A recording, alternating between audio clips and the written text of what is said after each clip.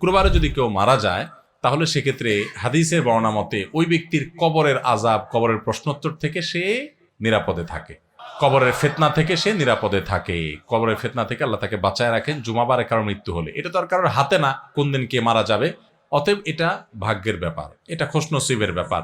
যদি কেউ এই দিনে মারা যায় তাহলে এই সৌভাগ্যের অধিকারী সে হবে।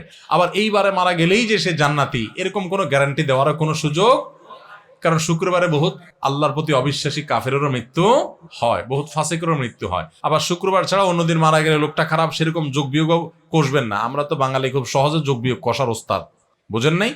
এটা দেখে আপনি যোগ বিয়োগ করতে যাবেন না। একজন নেককার মানুষের মৃত্যু শনি রোববারেও হতে পারে। আমাদের প্রিয় নবী সাল্লাল্লাহু আলাইহি সাল্লামের মৃত্যু কিন্তু শুক্রবারে হয় নাই। অতএব কেউ শুক্রবারে মরণে দেখে আরে এই লোকটা খারাপ আর শুক্রবার মরসু দেখে একেবারে জান্নাতের সার্টিফিকেট দিয়ে দিবেন, এই গ্যারান্টি নাই। তবে হ্যাঁ, এটা ঠিক যে হাদিসের আলোকে শুক্রবারে মৃত্যুবরণ হলে তার কবরের ফিতনা থেকে মুক্ত থাকার কথা আছে।